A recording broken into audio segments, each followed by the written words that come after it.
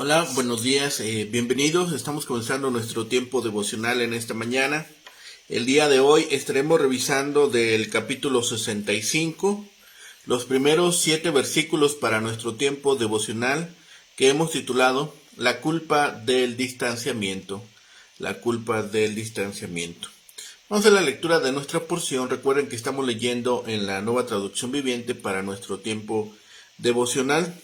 Dice la palabra de Dios, Isaías capítulo 65, versículos 1 al 7. El Señor dice: Estaba listo para responder, pero nadie me pedía ayuda. Estaba listo para dejarme encontrar, pero nadie me buscaba. Aquí estoy, aquí estoy, dije a una nación que no invocaba mi nombre. Todo el día abrí mis brazos a un pueblo rebelde, pero ellos siguen sus malos caminos y sus planes torcidos. Todo el día me insultan en mi propia cara, al rendir culto a ídolos en sus huertos sagrados y al quemar incienso en altares paganos. De noche andan entre las tumbas para rendir culto a los muertos. Comen carne de cerdo y hacen guisos con otros alimentos prohibidos. Sin embargo, se dicen unos a otros: no te acerques demasiado, porque me contaminarás. Yo soy más santo que tú. Ese pueblo es un hedor para mi nariz, un olor irritante que nunca desaparece. Miren, tengo escrito mi decreto delante de mí. No me quedaré callado, les daré el pago que se merecen.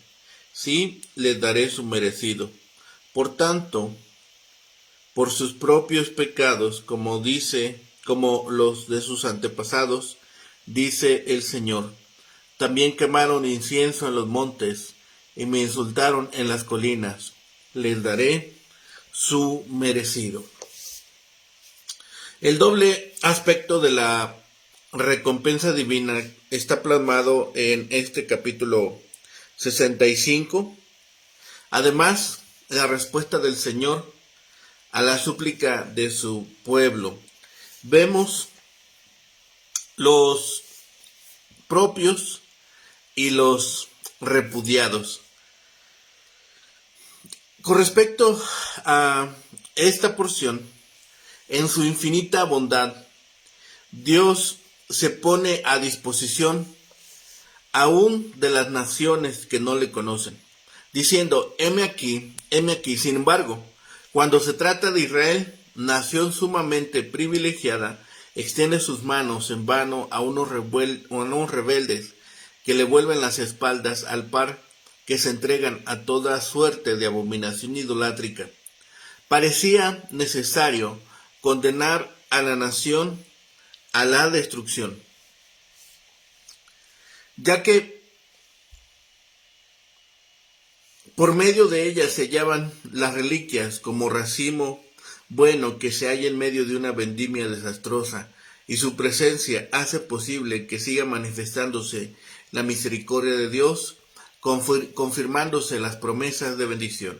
Así haré yo por mis siervos, que no lo destruiré todo, pero el juicio ha de caer irremisiblemente sobre los apóstatas, por cuanto llamé y no respondisteis, hablé y no oísteis.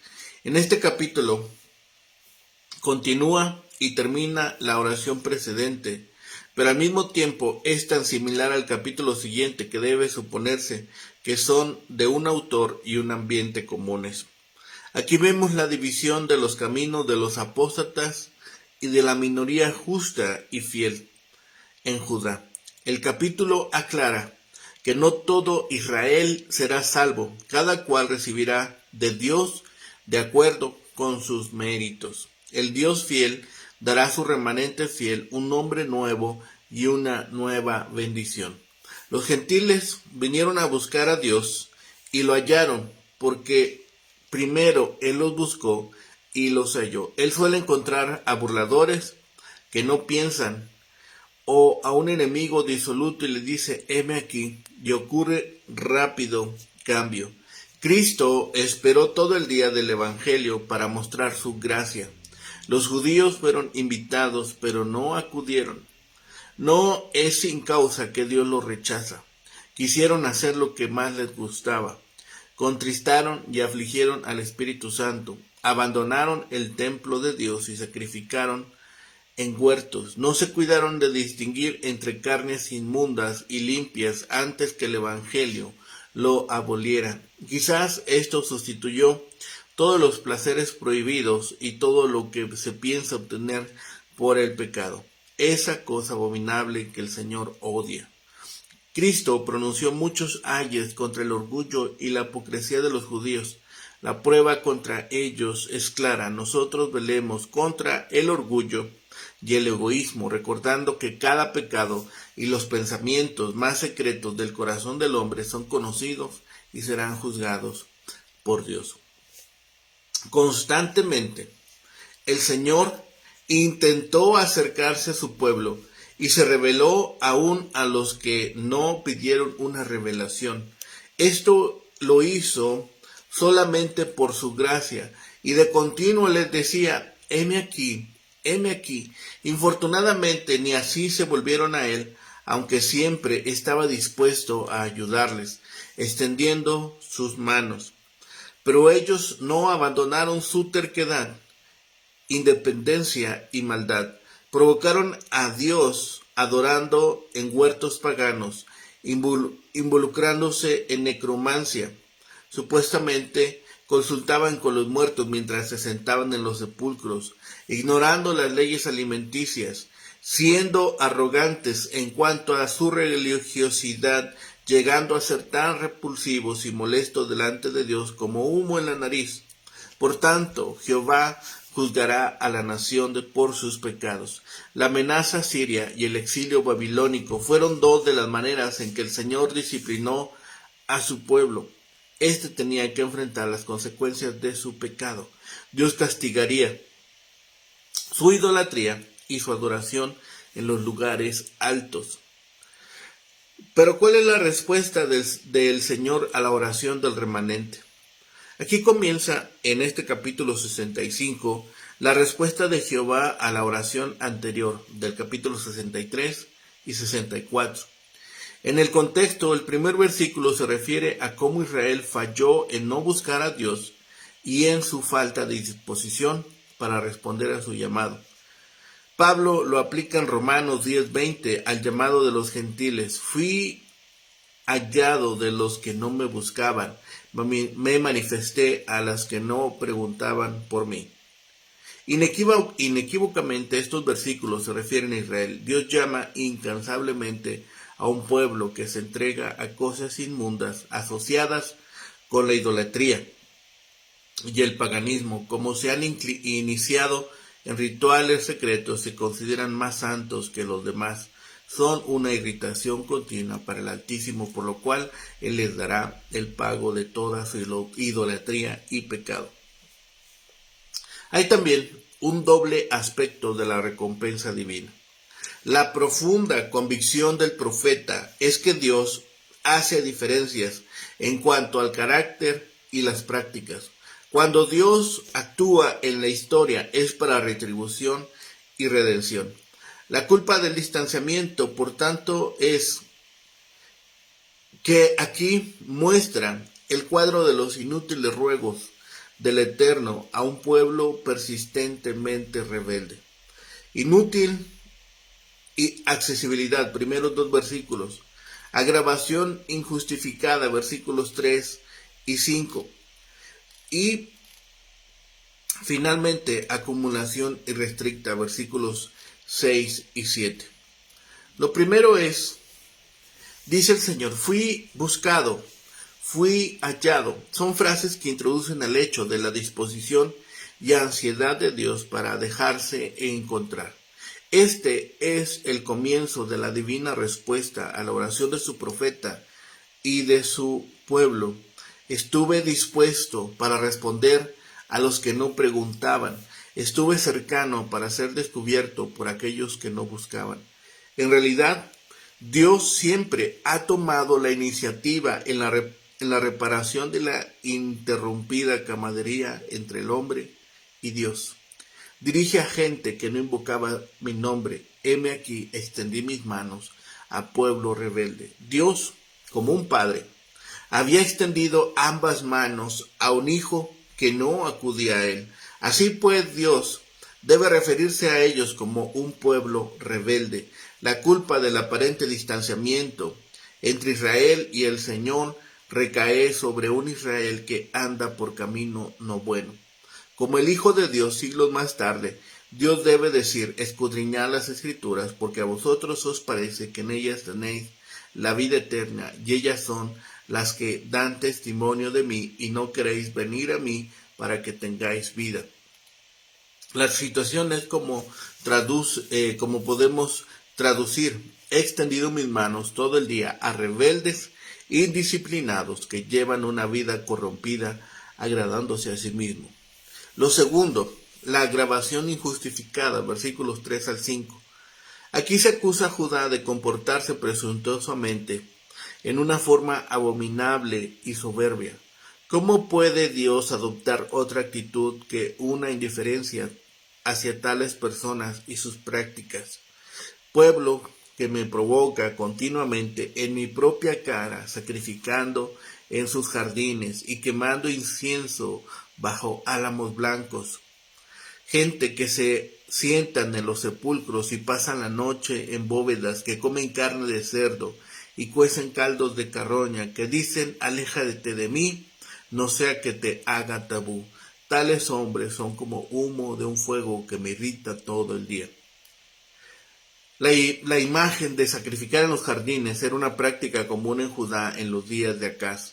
Se consideraba mejor adorar a la diosa de la naturaleza entre los huertos o jardines por medio de ritos en los cuales entraba como un elemento esencial la sensualidad. Sobre ladrillos, puede haber sido en los techos de ladrillos de las viviendas. Al menos los altares hechos de ladrillo estaban prohibidos en la ley judía. Quedarse en los sepulcros sería también una práctica inmunda para los judíos, pero aceptable para los que buscaban comunicarse con los espíritus de los muertos. Cuando la religión se deteriora en un culto convencional, se abre la puerta a la entrada de la superstición. En lugares escondidos implicaría las prácticas de los cultos de misterios. Esto probablemente tomaba la forma de buscar mensajes del otro mundo durmiendo en lugares llamados santos. San Jerónimo, al comentar este pasaje, llama la atención al hecho de que los hombres iban a dormir en las criptas del templo de Esculapio, con la esperanza de alcanzar visiones del futuro.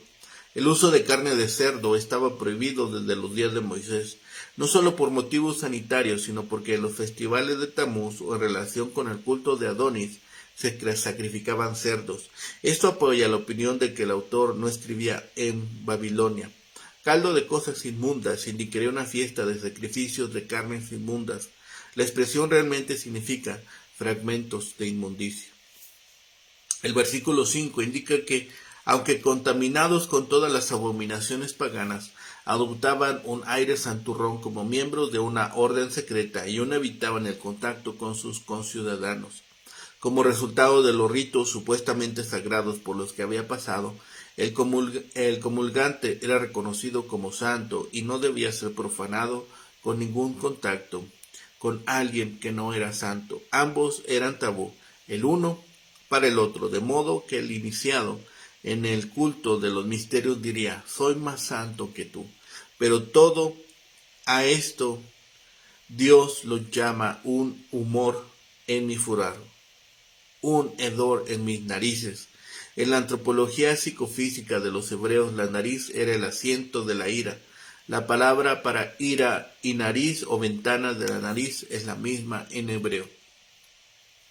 Y lo tercero, la acumulación irrestricta. Los pecados y sus consecuencias forman un poderoso alud en la divina disconformidad que se vuelca en el seno del pecador, perjudicándolo. Aquí el Señor llama la atención a su declaración escrita de segura recompensa. He aquí que escrito está delante de mí.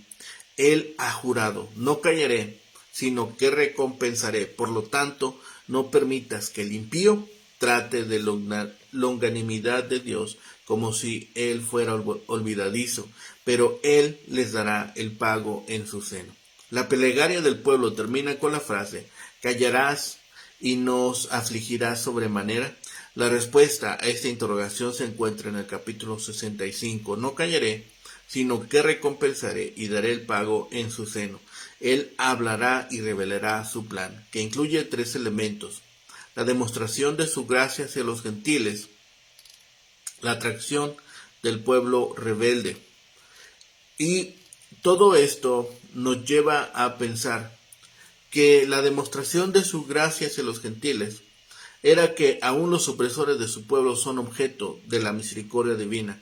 Dios mismo se les revela, llamándoles a responder a su revelación e invitándoles a invocarle.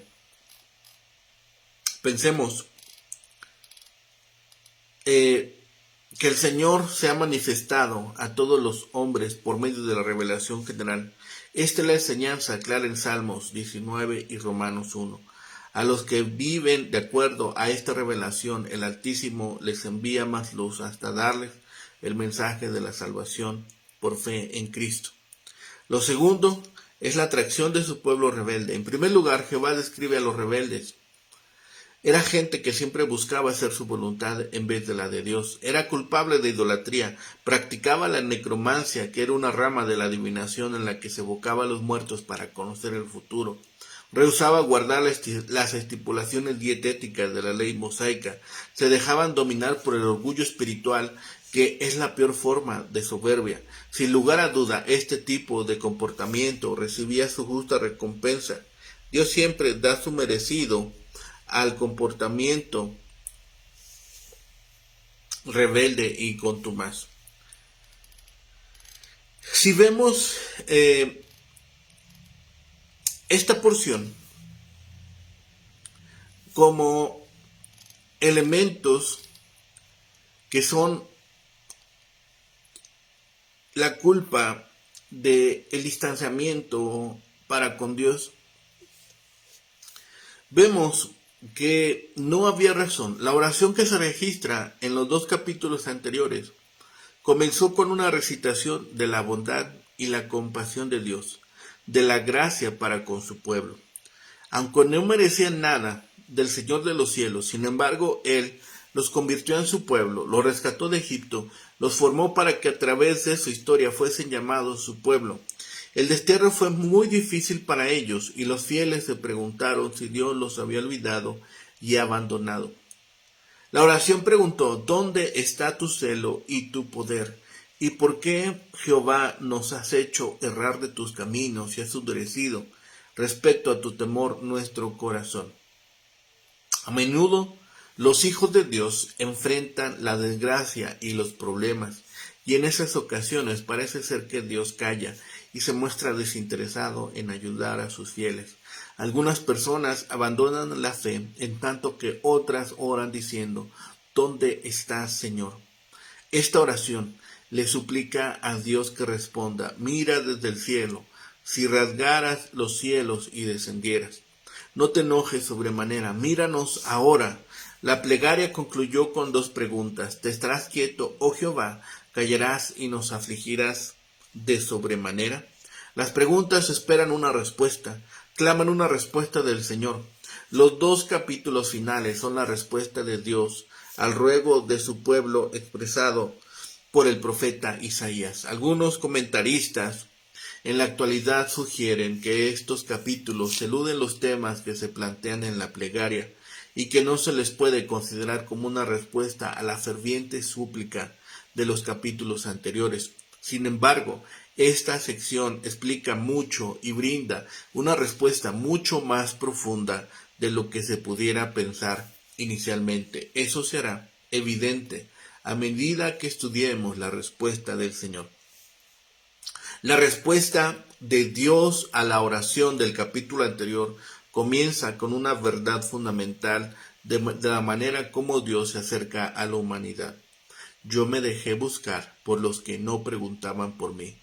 Por naturaleza, ningún ser humano puede conocer nada acerca de Dios y de su gracia a no ser que Él se lo revele. Sus caminos están muy por encima de lo que pudiéramos imaginar. Para que un ser humano pueda comprender a Dios, él se debe revelar a él mismo para que pueda ser hallado. De haber Dios esperado hasta que fuese buscado, nunca hubiera habido una revelación de la gracia de Dios. Lutero confesó: creo que por mi propia razón o elección no puedo creer en Jesucristo, mi Señor, ni acercarme a Él. Pablo lo dijo de manera un poco diferente, pero con similar claridad. Nadie conoció las cosas de Dios sino el Espíritu de Dios, y estabais muertos en vuestros delitos y pecados. Efesios 2:1. La muerte es la muerte. La muerte significa incapacidad para moverse, respirar y para pensar. Por su naturaleza pecaminosa, toda la humanidad se encuentra en esa situación totalmente muerta. Dios, movido ciertamente por su amor, se revela a él mismo a la humanidad, comunica el mensaje celestial en un lenguaje terrenal. Él dice: aquí estoy, como respuesta a la palabra revelada. Algunos creen, es decir, encuentran a Dios.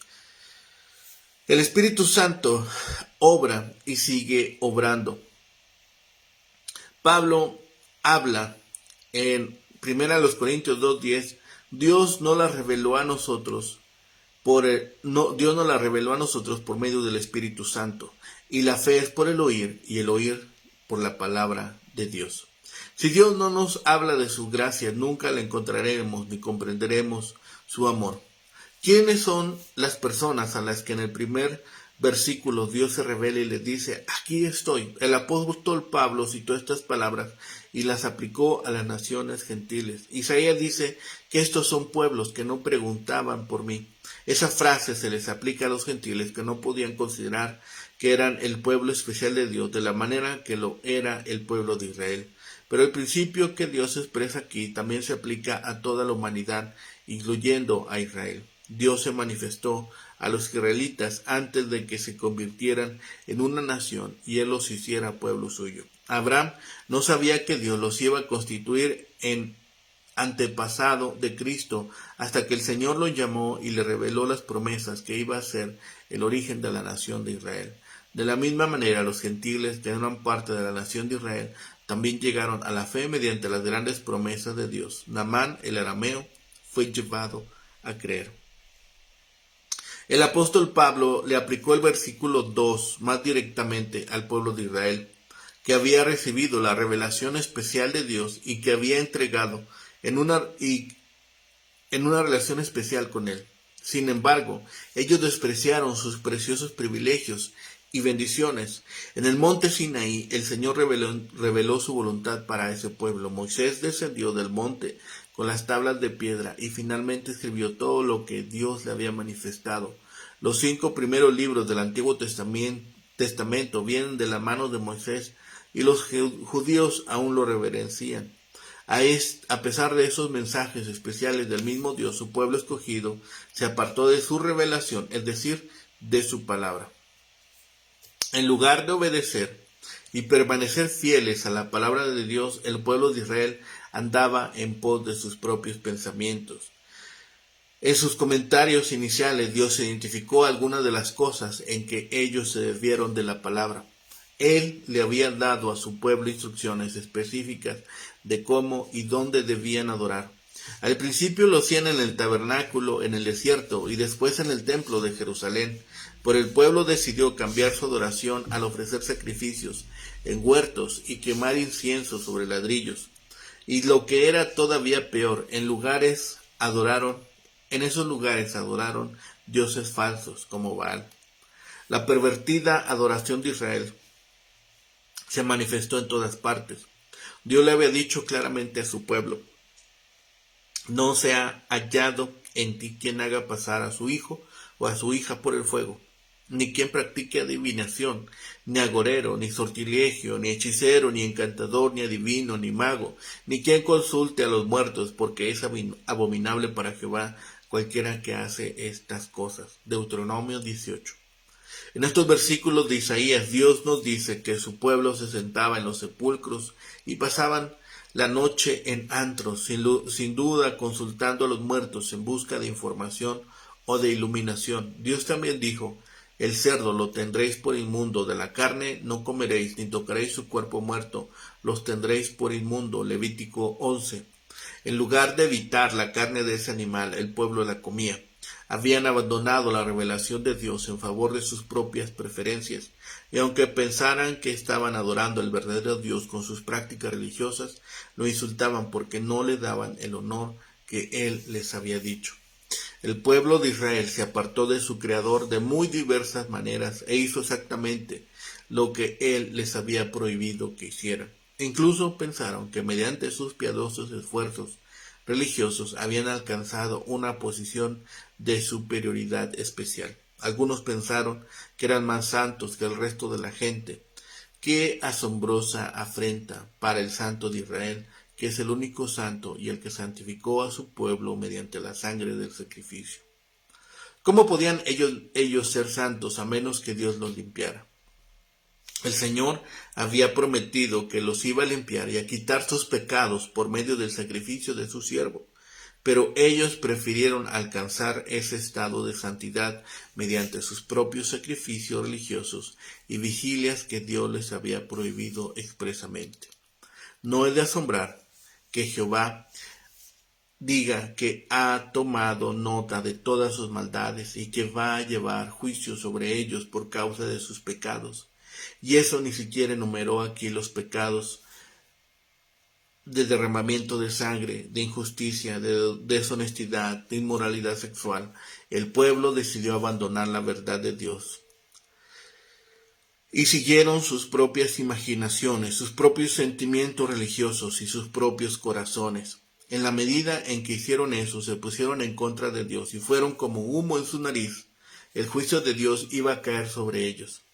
¿Qué tiene que ver todo esto con la oración de los dos últimos capítulos? Isaías se había preguntado si Dios iba a castigar sobremanera a su pueblo, y Dios le responde que va a castigar al pueblo porque ellos lo han abandonado por completo y sin motivo a Él y a su palabra. El Señor estaba justamente disgustado con los pecados de sus escogidos. Obviamente que ellos no tenían ninguna excusa y todos merecían el castigo con toda severidad. Pero la respuesta de Dios no culminó con tan negativa nota. Así, al revisar este pasaje, al ver esta enseñanza que Isaías nos transmite aquí, vemos que Dios dijo que este pueblo desobedeció directamente sus leyes cuando adoraron ídolos, consultaron muertos y espíritus del mal y comieron comida prohibida. Pero fueron tan perversos que seguían pensando que eran más santos que otros. Jesús llamó hipócritas a tales personas. Dios dijo que retribuiría a la gente por sus pecados. Ejercer juicio no es nuestro trabajo, sino el suyo, porque solo Él es justo. ¿Quién más conoce nuestros corazones y mentes?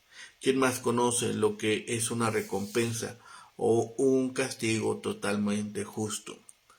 Israel se consideraba el único pueblo de Dios, pero vendría el tiempo cuando otras naciones buscarían a Dios. Pablo menciona la declaración de Isaías en Romanos 10 y señala que se trataba de los gentiles. En la actualidad, el pueblo de Dios es aquel que acepta a Jesús como Salvador y Señor, ya sean judíos o gentiles. El Evangelio es para todas las personas.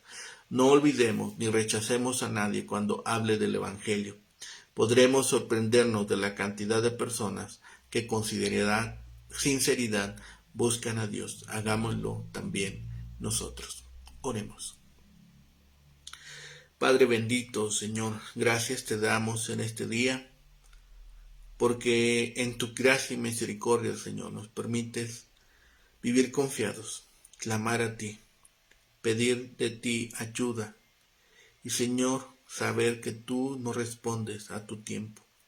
Padre, ahora permite que en este día y en esta semana, Señor, podamos alabar y bendecir tu nombre, Señor, darte la gloria que mereces y, Señor, vivir confiados en que en todo tiempo tú estás en nuestro cuidado. Padre, ponemos delante de ti nuestras necesidades, peticiones, anhelos y deseos, Señor, para que tú los tomes en cuenta, Señor, y respondas según tu santa voluntad. Permítenos, Señor, de tu gracia y de tu amor para compartir con otros de tu evangelio y llevar las buenas nuevas de salvación a aquellos que se encuentran en oscuridad. Gracias te damos de todo esto, Señor. Todo clamamos a ti, pedimos a ti, en el bendito nombre de Cristo Jesús, Señor y Salvador nuestro. Amén. Que tengan un excelente día. Que el Señor les bendiga.